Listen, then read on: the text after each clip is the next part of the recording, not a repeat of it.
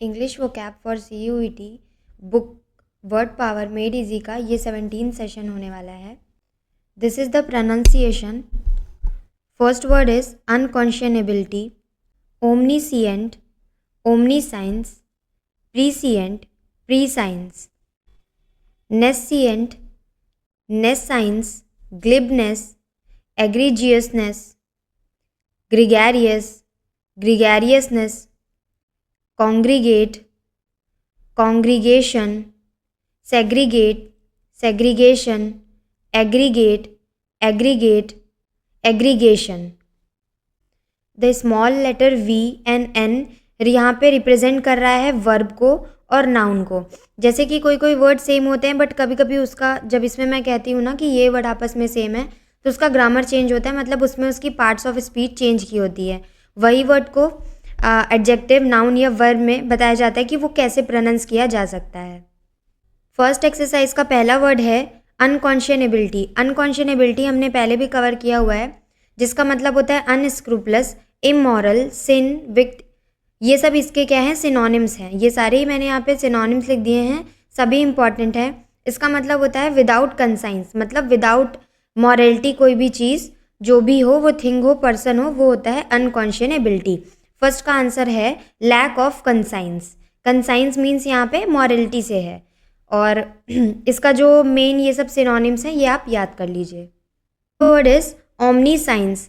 Omni means सब, all. Omni का जो वर्ड होता है इसका मतलब होता है ऑल, सब या सारी. मतलब ओमनी जहाँ पे भी लिखा हो मतलब वो सभी चीज़ को लेके बात कर रहा है. और साइंस का मतलब होता है नॉलेज. तो जिसके पास सभी प्रकार की नॉलेज हो, मतलब इनफाइनाइट नॉलेज हो, वो होता है ओमनी साइंस. इसका आंसर है इनफाइनाइट नॉलेज, क्योंकि omni means all and all means infinite, क्योंकि ऑल तो सभी चीज़ों को कवर करता है. तो omni science means infinite knowledge. Omni से ही एक और वर्ड आता है रिलेटेड, ओमनीपोटेंट. ये भी इंपॉर्टेंट वर्ड है क्योंकि पूछा जाता है. ओमनी मीन्स ऑल मतलब सब, एंड पोटेंट का मीन पावर. तो omnipotent means with all power. Third word है प्री साइंस. प्री मीन्स पहले, पहले मतलब फोर या फिर जो आने वाला है, that is imminent. And science means knowledge. तो प्री साइंस मतलब पहले से नॉलेज रखना, वो होता है प्री साइंस. इसका आंसर होगा फोर नॉलेज. जो फोर वर्ड होता है, ये वर्ड जैसे कि मैंने यहाँ पे लिखा हुआ है, इसका मतलब ही होता है पहले. जैसे कि एग्जाम्पल एक वर्ड होता है four father. Four father means ancestors. तो एंसेस्टर मतलब उसमें क्यों एंसेस्टर्स, क्योंकि आगे फोर लगा हुआ है. तो फोर फादर्स जो हमारे पहले हुआ करते थे मीन्स फोर फादर. तो इस वजह से उस वर्ड में फोर है. और फोर नॉलेज का मतलब ही होता है पहले से नॉलेज रखना. तो उसका मतलब होता है pre science. Pre science, pre मतलब भी पहले, फोर मतलब भी पहले. फोर्थ वर्ड है नेस साइंस. अब साइंस का मतलब नॉलेज और नेस का मतलब कि नेग्लिजिबल, मतलब इग्नोरेंस, कि वहाँ पे कोई नॉलेज है ही नहीं. इसका आंसर होगा A, ignorance. Fifth word is glibness. Glib का मतलब हमने इसको प्रीवियस पढ़ा था. इसका मतलब होता है fluent, smooth. Suspiciously smooth, fluency. Smooth या फ्लुएंसी का मतलब होता है ग्लिबनेस. सिक्स्थ वर्ड है एग्रीजियसनेस. एग्रीजियस भी वर्ड हमने अपने प्रीवियस में कवर कर लिया था. एग्रीजियस का मतलब होता है विशियस, हार्मफुल, ब्रूटल, कैरलेस और रुथलेस. ये सब वर्ड्स इसके सिनोनिम हैं. और एग्रीजियस का मतलब भी हार्मफुल होता है या फिर विशियस. विशियस वर्ड भी बैड से ही रिलेटेड है. इसका आंसर होगा बी, आउटस्टैंडिंग बैडनेस और विशियसनेस.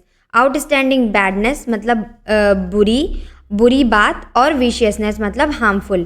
तो जो हार्मफुल है या फिर बैड है वो है एग्रीजियसनेस.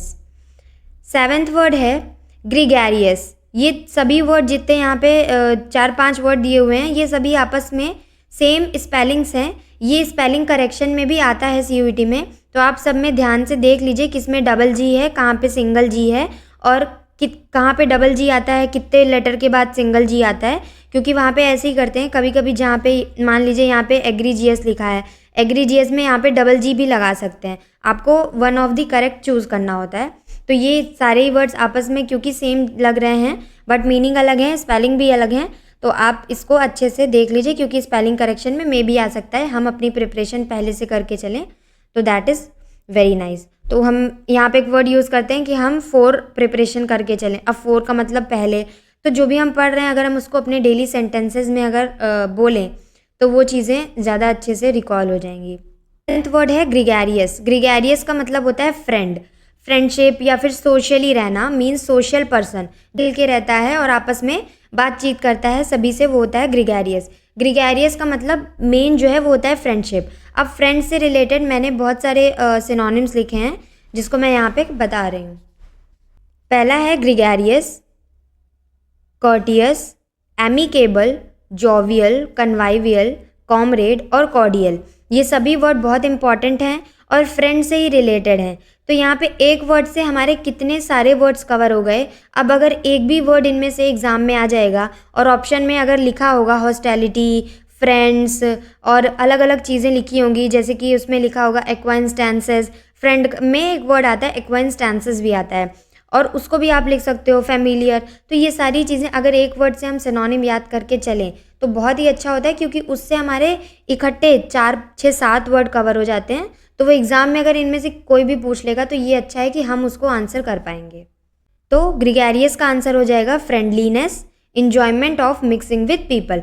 तो ग्रिगेरियस वो पर्सन होगा जो बहुत ही फ्रेंडली होगा और पीपल के साथ रहना पसंद करेगा, और ए सोशल नहीं होगा, वो सोशल पर्सन होगा।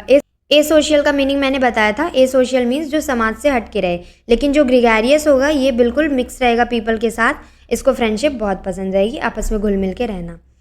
8th वर्ड है कॉन्ग्रीगेशन।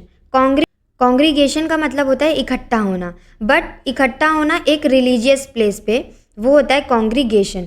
सी, इसका आंसर होगा सी, रिलीजियस ग्रुप अमासिंग टुगेदर। एक रिलीजियस ग्रुप जब इकट्ठे आता है, टुगेदर होता है फॉर द प्रेयर, तो वो होता है कॉन्ग्रीगेशन। इसका मतलब होता है सभा घर, मतलब आप जहाँ पे इकट्ठा हो रहे हो लेकिन कोई भी रिलीजियस वर्क के लिए, रिलीजियस प्रेयर के लिए mass together, that is congregation. 9th word है सेग्रीगेशन। अब जैसे ही इसको हम लोग ऑलमोस्ट अपने हर जगह डेली वोकैब में भी यूज़ करते रहते हैं, सेग्रीगेट करना है आंसर। जैसे अगर कोई भी वोकैब दी गई है और 4 ऑप्शन है तो उसको हमें क्या करना है, सेग्रीगेट करना है। हम ये बोलते हैं ना, सेग्रीगेट का मतलब होता है एलिमिनेट करना, मीन्स चारों में से किसी 3 को एलिमिनेट करके एक आंसर को मानना, तो वो होता है सेग्रीगेशन। इसका मतलब है, इसका आंसर है exclusion from the heard, a setting apart. मतलब हर्ड मतलब यहाँ पे होता है झुंड, तो झुंड से अलग करना, अ सेटिंग अपार्ट, एक्सक्लूड करना। एक्सक्लूड का मतलब होता है अलग करके निकालना। तो किसी झुंड से या फिर कोई बहुत सारी चीज़ इकट्ठा है उससे किसी चीज़ को निकालना, अलग करना, वो होता है सेग्रीगेशन। जैसे हमारे पास फॉर एग्जांपल 4 ऑप्शन होते हैं, हम 3 को सेग्रीगेट कर देते हैं और एक को चूज़ कर लेते हैं, तो इसका होता है, इसका मतलब होता है elimination. Answer E, exclusion from the heard. 10th word is aggregate. Aggregate का मतलब होता है इकट्ठा करना, जैसे कि हम अपने डेली लाइफ में बोलते रहते हैं aggregate. Aggregate, AGGREGATE, aggregate. Aggregate का मतलब होता है इकट्ठा करना, मास या फिर मास होना। लेकिन अब इसमें कॉन्ग्रीगेशन में और एग्रीगेट में यही डिफरेंस है। कॉन्ग्रीगेशन भी इकट्ठा होना होता है, बट फॉर कॉन्ग्रीगेशन में इकट्ठा for a religious purpose, but aggregate में किसी भी चीज़ को इकट्ठा करना, मास, किसी चीज़ का वॉल्यूम, कोई भी चीज़ इकट्ठा करना, टोटल मास होल, वो होता है aggregate. Answer D, total mass whole, मतलब किसी भी चीज़ का टोटल इकट्ठा करना, होल जो होता है वो होता है एग्रीगेट। एग्रीगेट वर्ड के 2 सिनोनिम्स होते हैं, कलेक्ट और होर्ड। होर्ड एक वर्ड है जो हमें पता नहीं है कि मतलब ये कभी कभी एग्जाम में पूछ भी लिया जाता है, होर्ड का मतलब क्या होता है, HOARD। इसका मतलब सेम होता है एग्रीगेट। ये दोनों ही वर्ड इसके सिनोनिम्स हैं। This is the second exercise. First sentence is unconscionability one of the sign of the psychopath. Psychopath की अनकॉन्शनेबिलिटी, अनकॉन्शनेबिलिटी का मतलब होता है अनस्क्रूपलस, इमोरल होना, सिन होना, विक्ड होना, बैड होना। तो साइकोपैथ क्या होता है, साइकोपैथ जो माइंड से अनकॉन्शियस होता है, मतलब जिसके अंदर कंसाइंस नहीं होता। अब कंसाइंस का मतलब यहाँ पे हम नॉलेज से ले लें, मॉरलिटी से ले लें, तो जो साइकोपैथ होता है उसके अंदर कोई मॉरल काम नहीं होता, उसको नहीं पता होता कि मुझे क्या मोरली किसी के सामने बोलना है, कैसे काम करना है। तो उसके अंदर क्या होता है, अनकॉन्शनेबिलिटी होती है। अनकॉन्शनेबिलिटी एक साइन है साइकोपैथ की, यस और नो, तो इसका आंसर होगा यस, क्योंकि साइकोपैथ भी एक तरीके से नेगेटिव वर्ड है और अनकॉन्शनेबिलिटी भी नेगेटिव वर्ड है। Second sentences, can anyone be truly omniscient. Omni means सब मतलब ऑल, और सिएंट मीन्स नॉलेज। तो क्या कोई ऐसा पर्सन हो सकता है जिसके पास इनफाइनाइट नॉलेज हो, मतलब सारी नॉलेज हो? ऐसा नहीं हो सकता, हर कोई हर दिन लर्न ही कर रहा है। So no one have the infinite knowledge. हर कोई हर दिन लर्न ही कर रहा होता है, हर नई नई चीज़ सीख रहा होता है, किसी के पास इनफाइनाइट नॉलेज नहीं होती है। Answer no. Third sentence, does a prescient fear indicate some knowledge of the future. अब प्रीसिएंट, प्री का मतलब पहले या फिर फोर, और सिएंट का मतलब नॉलेज। तो जो प्रीसिएंट होता है वो इंडिकेट करता है फ्यूचर की नॉलेज को, मतलब फ्यूचर के बारे में क्या वो बताता है, क्या वो जान जाता है। तो इसका आंसर होगा येस, क्योंकि जो प्रीसिएंट है इसका मतलब पहले से, और सिएंट का मतलब नॉलेज, और प्री का मतलब पहले से। तो पहले से किसी चीज़ को जानना मतलब क्या, फ्यूचर के बारे में प्रिडिक्ट करना या ऑलरेडी फ्यूचर के बारे में जानना, तो वो होता है प्रीसिएंट। या फिर पहले से किसी चीज़ को जानना, तो पहले से किसी चीज़ को जानना एक डायरेक्टली वो फ्यूचर से ही रिलेटेड है। जैसे हमें पता होता है कि पहले से कल क्या होने वाला है, तो वो एक तरीके से प्रीसिएंट ही है। मेरे पास प्री नॉलेज है, मुझे पता है कि कल क्या होने वाला है, तो दैट इज़ मैं फ्यूचर के बारे में ही तो जान पा रही हूँ। तो इस वजह से ये आंसर होगा yes. Is nescience a result of learning? No. अगर हम लर्न करेंगे, निसियंस का मतलब होता है नेग्लिजिबल या फिर इग्नोरेंस। नेस का मतलब होता है इग्नोरेंस, और सेंस का मतलब होता है, नेस का मतलब होता है इग्नोरेंस, और सियंस का मतलब क्या होता है, सियंस का मतलब होता है नॉलेज। तो नॉलेज को इग्नोर करना, नॉलेज को नेग्लेक्ट करना, तो क्या वो रिजल्ट होता है लर्निंग का? नो। अगर हम लर्न करेंगे तो वो कुछ पॉजिटिव ही होगा, वो नेग्लिजिबल तो नहीं होगा। Fifth, does glibness make someone sound sincere and trustworthy? Glibness का मतलब होता है स्मूथ, फ्लुएंस होना। कोई सिंसियर और ट्रस्टवर्दी नहीं बनता है। इसका आंसर है स्मूथ और फ्लुएंट, तो इसका हो जाएगा नो, क्योंकि egregiousness and admirable quality? No. Egregious जो क्वालिटी होती है वो एडमिरेबल होती है? बिल्कुल नहीं। एडमिरेबल मतलब तारीफजनक, या फिर जिसको हम लोग बोलते हैं एडोर, एडमायर करना, तो क्या वो एडमायर के लायक होती है, मतलब पूजनीय होती है? नहीं। एग्रीजियस एक बैड क्वालिटी होती है। बैड क्वालिटी सिन, विक्ड, हार्मफुल, ब्रूटल, रुथलेस, जैसे कि मैंने बताया है, तो ये एक बैड क्वालिटी होती है, एक बैड वर्ड है, नेगेटिव वर्ड है, तो ये एडमिरेबल तो नहीं होता। Answer no. Do gregarious people enjoy party? Yes, क्योंकि जो ग्रिगेरियस होते हैं मतलब फ्रेंड होते हैं, एमिकेबल, कॉर्डियल, कॉर्टियस होते हैं, वो बहुत फ्रेंडली होते हैं, तो उनको सारी पार्टीज़, सोशल कोलैबोरेशन उनको बहुत पसंद होता है। Answer yes. Do spectators congregate at sport event? Congregate का मतलब क्या होता है, इकट्ठा होना। आंसर येस, वो होता है कॉन्ग्रीगेशन या कॉन्ग्रीगेट। तो यहाँ पे मेन तो आ रहा है कि इकट्ठा होना। स्पेक्टेटर जो होते हैं वो स्पोर्ट्स इवेंट्स पे क्या होते हैं, कॉन्ग्रीगेट होते हैं, इकट्ठा होते हैं, इसलिए इसका आंसर होगा येस। मेन यहाँ पे जो सेंटेंस बात कर रहा है वो इकट्ठा होने की बात कर रहा है, मतलब टुगेदर आने की बात कर रहा है, तो इसलिए इसका आंसर होगा yes. Do we often segregate hardened criminal from the rest of the society? अक्सर क्या हम करते हैं कि जो हार्डन क्रिमिनल होते हैं पूरे रेस्ट ऑफ सोसाइटी से, क्या हम उनको सेग्रीगेट कर पाते हैं? Answer yes. सेग्रीगेट करना मतलब अलग से उनको हटाना या फिर एलिमिनेट करना। सेग्रीगेट का मतलब होता है एलिमिनेट करना, एलिमिनेट करना और एक्सक्लूड करना from the large number of herd. Is an aggregation of problem a whole mass of problem? किसी भी एक प्रॉब्लम्स को एग्रीगेट करना, बहुत सारी प्रॉब्लम को एग्रीगेट करना मतलब कलेक्ट करना, होल्ड करना, इकट्ठा करना, क्या वो सभी होल मासेस ऑफ प्रॉब्लम होता है, मतलब सभी प्रॉब्लम्स का इकट्ठा मास होता है? तो इसका आंसर होगा येस, होल मास। अभी अबव हमने जितने भी अपने वर्ड्स कवर किए हैं उन्हीं वर्ड्स से रिलेटेड ये फिलअप वाली एक्सरसाइज दी गई है। टोटल 10 सेंटेंसेज हैं, आगे के लेटर्स भी बुक में दे दिए गए हैं। आपको बिना आंसर देखे पहले इसको आंसर करना है अपने आप में, जहाँ पे भी आप राइट कर रहे हैं, पढ़ रहे हैं, आंसर करना है, फिर आंसर को मैच करना है। इसमें एक और एक्सरसाइज है जो कि MCQ टाइप एक्सरसाइज है, जिसमें हमें एक सेंटेंस दिया हुआ है या फिर वर्ड की जो इंपॉर्टेंट कीवर्ड हैं और उससे रिलेटेड 3 ऑप्शन दिए हुए हैं, जो सही है वो हमें टिक करना है। तो इस सेशन में मैं इस एक्सरसाइज को कवर कर रही हूँ क्योंकि इसमें कुछ पहले के भी वर्ड्स हैं, कुछ नए वर्ड्स भी हैं जो हमने अभी पढ़े, तो इससे क्या हो जाएगा, मैं पुराने वर्ड्स भी आपको रिकॉल करा दूंगी, तो वो जिससे कि लॉन्ग लास्टिंग रिमेंबर हो जाएगा। First is highly skilled. Highly skilled होता है कंज्यूमेट। कंज्यूमेट का मतलब होता है हाईली स्किल्ड, वेटेरन और वेटेरन, स्किल्ड, एक्सपीरियंस, डेक्स्ट्रस, ये सब इसके सिनोनिम्स हैं हाईली स्किल्ड के और कंज्यूमेट के। जो ऑप्शन बी, इनवेटरेट का मतलब होता है जो डीप रूटेड हैबिट है। डीप रूटेड हैबिट मीन्स जो लॉन्ग एस्टेब्लिश्ड हैबिट है किसी पर्सन के अंदर, जो उससे रिमूव नहीं की जा सकती, वो होता है इनवेटरेट। ऑप्शन का मतलब होता है बैड क्वालिटी। सेकंड है बियॉन्ड रिफॉर्म। बियॉन्ड रिफॉर्म मतलब जो इनक्योरेबल होता है, जो क्योर नहीं किया जा सकता, वो होता है इनकॉरिजिबल। जो अदर हमारे ऑप्शंस हैं, ग्लिप का मतलब होता है स्मूथ या फ्लुएंस, और इनवेटरेट का मतलब अभी हमने ऊपर देखा, और बियॉन्ड रिफॉर्म जो सही नहीं किया जा सकता, which can not be change, वो होता है इनकॉरिजिबल। डेटिंग फ्रॉम बर्थ, अब फ्रॉम बर्थ से जो भी चीज़ें हैं वो होती हैं कंजेनिटल। फ्रॉम बर्थ इसका जो सिनोनिम हो सकता है वो हो सकता है इन्नेट, और इन्नेट हो सकता है, इनहेरिटेड हो सकता है, inveterate again we have covered it above. C है साइकोपैथिक। साइकोपैथिक रिलेटेड होता है अनकॉन्शियस माइंड से। आउटस्टैंडिंगली बैड का होता है एग्रीजियस। एग्रीजियस का मतलब होता है bad, vicious, sinful, wicked, evil, threatening, ये सारे ही वर्ड्स सिनोनिम है एग्रीजियस के। जो अनदर हमारे ऑप्शंस हैं, क्रोनिक का मतलब होता है कंटिन्यूइंग या continual for long period of time.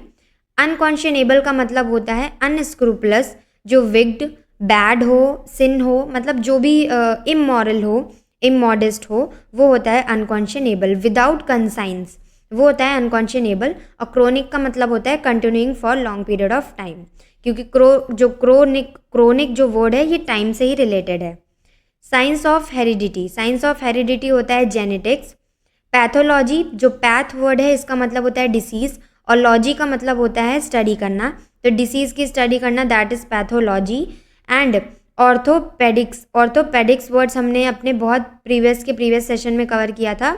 Ortho means straight और पेडिक्स मीन्स बोन से रिलेटेड, तो बोन को स्ट्रेट करना, दैट इज बोन से रिलेटेड चीज़ों को देखना, स्ट्रेट से रिलेटेड, वो होता है ऑर्थोपेडिक्स। और जेनेटिक्स होता है साइंस ऑफ हेरिडिटी। एक वर्ड है पैथी। पैथ का मतलब होता है डिसीज एंड पैथी का मतलब होता है फीलिंग। आउट ऑफ टाइम, जो आउट ऑफ टाइम होता है मतलब जो समय से बाहर हो चुका हो, वो होता है एनाक्रोनस। एनाक्रोनस से सिनोनिम है ओल्ड या फिर आउटडेटेड, जो ओल्ड फैशन हो चुका हो, मतलब आउट ऑफ टाइम हो, समय के बाहर हो। इसका जो अदर ऑप्शन है इनकॉन्ग्रुएंस। इनकॉन्ग्रुएंस मतलब होता है आउट ऑफ प्लेस, प्लेस से आउट हो जाना मीन्स गायब हो जाना या छिप जाना। थर्ड वर्ड है इसका जो सी वाला ऑप्शन है सिंक्रोनस। सिंक्रोनस का मतलब होता है ऑर्गेनाइज करना किसी भी इवेंट को at a same time. Study of disease, study of disease यहाँ पे हमने जाना पैथोलॉजी को बोलते हैं, आंसर होगा पैथोलॉजी, क्योंकि पैथ का मतलब डिसीज और लॉजी का मतलब स्टडी। टेलीपैथी, पैथी का मतलब होता है फीलिंग और टेली का मतलब होता है डिस्टेंस। डिस्टेंस से कम्युनिकेशन करना, बातचीत करना, मतलब माइंड टू माइंड रीड करना, वो होता है टेलीपैथी। सी जो ऑप्शन है एंटीपैथी, पैथी का मतलब फीलिंग और एंटी का मतलब होता है अगेंस्ट या फिर खिलाफ, तो किसी चीज़ के खिलाफ जो फीलिंग होती है वो होती है antipathy. Fond of eighth, fond of company, friends, group activity, मतलब जो कंपनी को फॉन्ड ऑफ पसंद करे, फ्रेंड्स को, ग्रुप एक्टिविटीज़ को, सोशल पार्टीज़ को, सोशल गैदरनेस को जो पसंद करता है वो होता है ग्रिगेरियस। ग्रिगेरियस से रिलेटेड जो वर्ड्स हैं वो है friend, amicable, cordial, order of occurrence के हिसाब से उसको सेट करना। इसका जो पहला ऑप्शन है एपैथेटिक, पैथेटिक का मतलब पिटीफुल, दया, और ए जिसमें लग जाता है वो वर्ड नेगेटिव बन जाता है, मीन्स विदाउट पिटीफुलनेस। यहाँ पे विदाउट पिटीफुलनेस इसका ए का आंसर, मतलब ए का वर्ड का मीनिंग होगा।